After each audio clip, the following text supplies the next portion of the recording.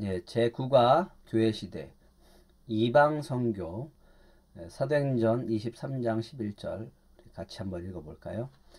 그날 밤 주께서 바울 곁에 서서 이르시되 담대하라 내가 예루살렘에서 나의 일을 증언한 것 같이 로마에서도 증언하여야 하리라 하시니라. 아멘. 예, 이제 본격적으로 이방 선교의 시작이 되어집니다. 이것은 시작은 하나님께서 베드로에게 꿈을 꾸게 하심으로 그 꿈을 통해서 이방 선교를 시작하게 하셨습니다.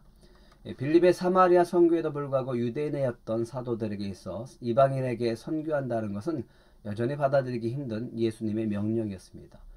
왜냐하면 구약시대부터 유대인들에게 있어서 이방인이라 하면 하나님과 반대되는 그야말로 절대 악의 개념으로 이해됐기 때문입니다. 이때 베드로에게 꿈을 통해 놀라운 계시가 임하게 되어집니다.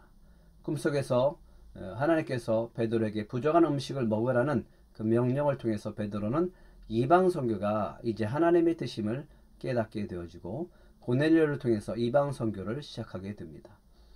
하지만 사마리아의 빌립의 활발한 선교 활동 등에도 불구하고 유대 사회에 뿌리 깊이 박혀있는 유대교가 여전히 기독교를 거부하고 있었기 때문에 이방 선교는 너무나 멀게 느껴졌습니다.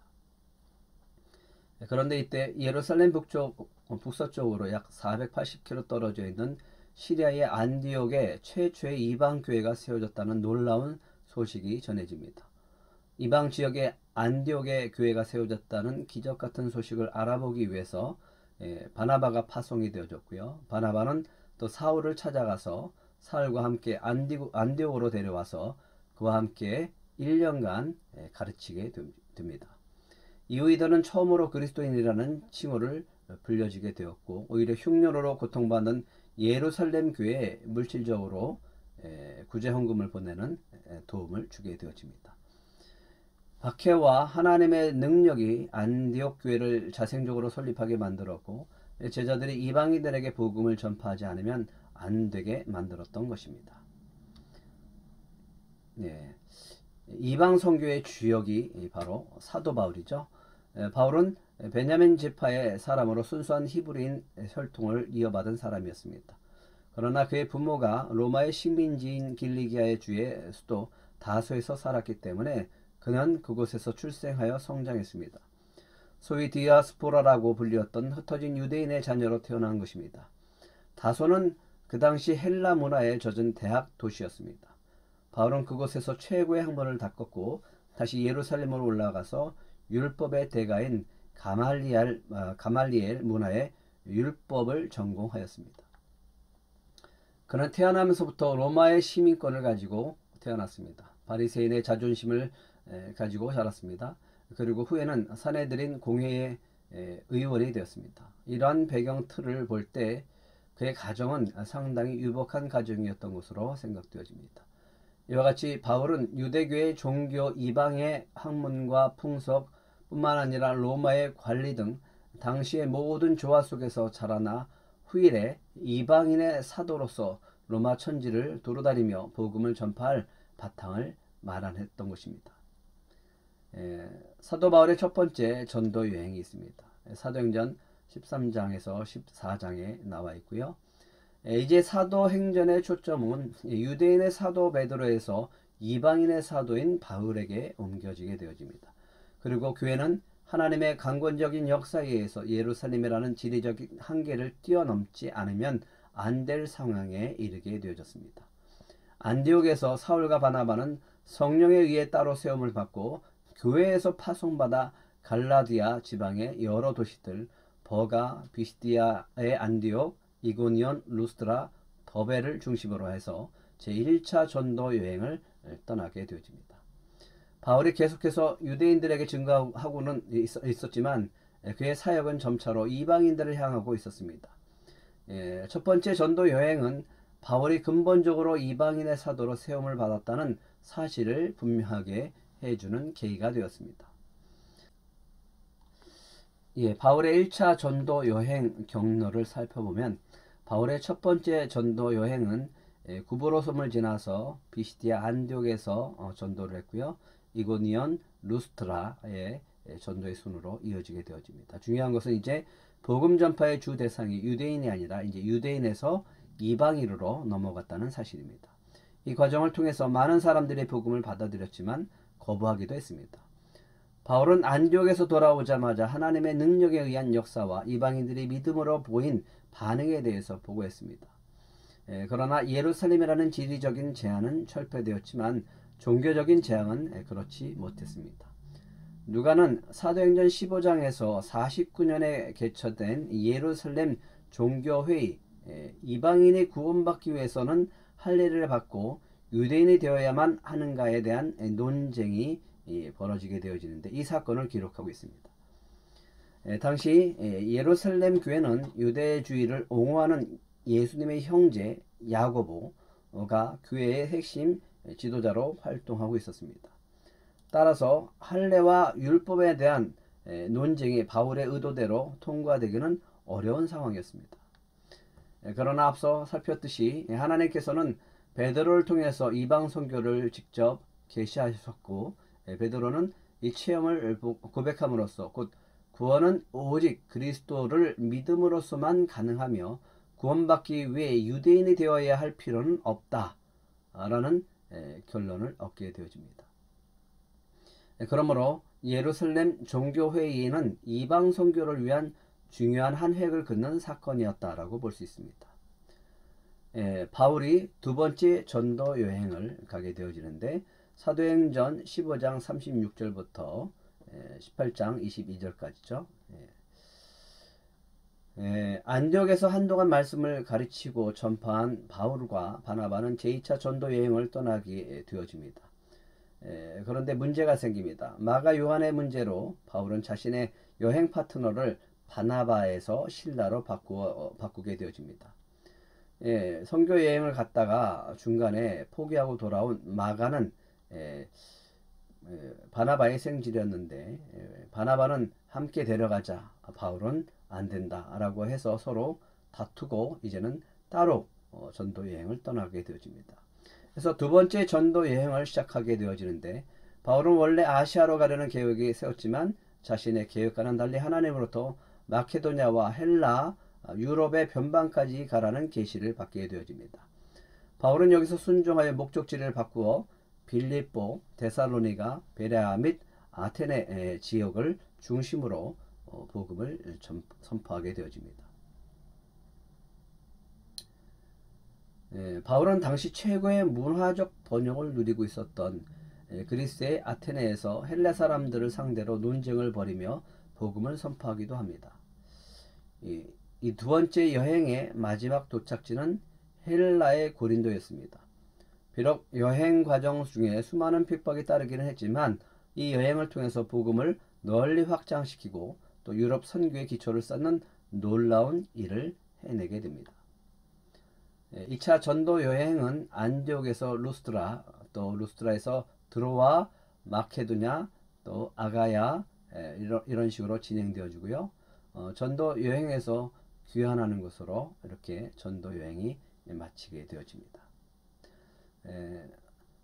여러분들이 그 지도를 한번 살펴보면서 성경을 읽으면서 그 지명이 나올 때마다 찾아보시고 어떻게 바울이 전도를 했는지 그 여행지를 찾으면서 경로를 살펴보면 큰 도움이 될 것입니다.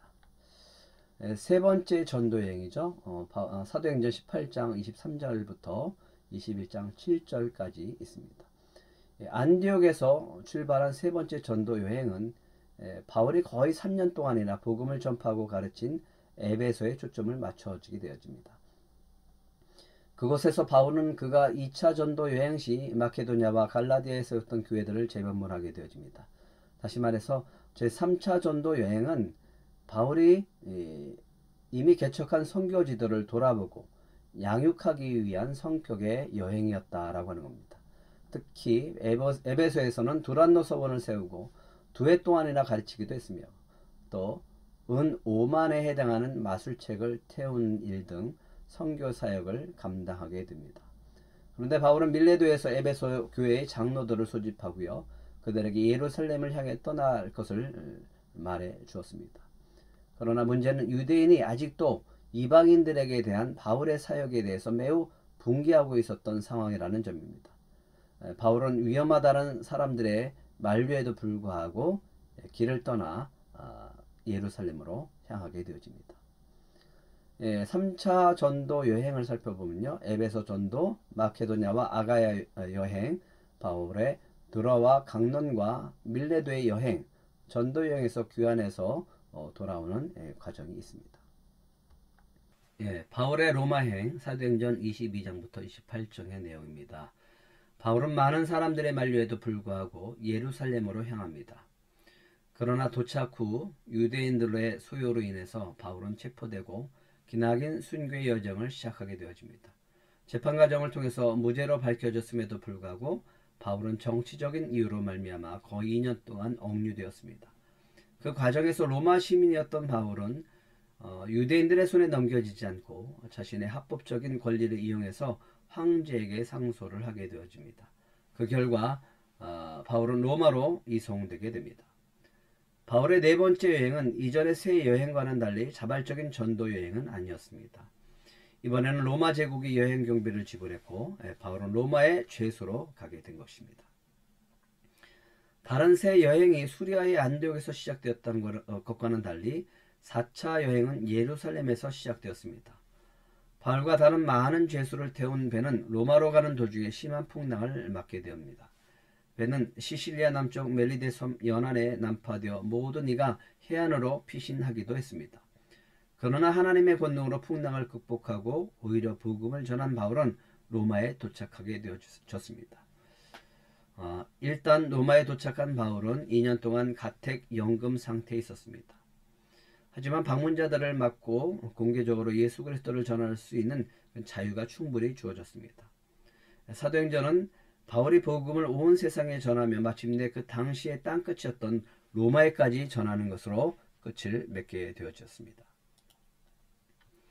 그러나 기독교 전승에 의하면 바울은 결국 참수형을 당함으로 순교하게 되었습니다. 그야말로 복음 전파를 위해서 살았던 파란만장한 삶의 최후가 바로 순교로서 귀결되었다라고 하는 겁니다. 밑에 보면 여러분들이 바울의 생애가 있고요. 지도가 있고 번호가 있습니다. 번호가 매겨져 있는 것을 하나하나 짚어보면서 바울의 생애를 여러분들이 살펴보면 큰 도움이 될 것입니다. 정리해 볼까요? 바울이 이방인의 사도로 효과적인 사역을 감당할 수 있었던 배경에 대해서 이야기해 봅시다. 다수에서 최고의 학문을 닦았고요. 가말리엘 문화에서 율법을 수학했습니다. 바울은 유대 종교 이방 학문과 풍속, 로마 관리 등의 조화 속에서 이방의 사도로 준비되어졌습니다. 1차, 2차, 3차 또 4차까지 여러분들이 배웠던 것을 복습하면 좋을 것 같고요. 바울의 생애를 다음 투표에 간단히 정리해 보십시오. 지역적으로 보면 다소에서 태어났고요. 예루살렘에서는 스데반 처형하는 데 가담했고요. 다메섹 도상에서 예수님을 만나게 되어집니다. 안디옥에서는 바나바와 함께 복음을 전파했고 1차, 2차 전도 여행을 시작하게 되어졌습니다. 마케도니아에서는 환상 중에 부름을 받아서 전도 여정을 바꿔서 마케도니아로 가게 되어지고 그 마케도니아를 통해서 복음이 새롭게 전파되어지게 되어집니다. 빌립보는 유럽 최초로 루디아가 회심했고 유럽 최초로 복음이 전파되어졌습니다. 에베소는 제3차 전도 여행 중에 3년 동안 머물러서 가르쳤던 곳입니다. 그리고 결국은 죄수의 몸으로 로마로 이송되어졌고 로마에서 2년 동안 감금되어졌습니다. 성경학자들은 여기서 끝난 게 아니라 잠깐 감옥에서 나와서 전도 여행을 좀 더 하다가 붙잡혀서 순교했다라고 이야기하고 있습니다. 그런 것을 여러분들이 디모데 전후서 또 디도서를 살펴보면 좋을 것 같습니다. 오늘은 여기까지 하겠습니다. 수고하셨습니다.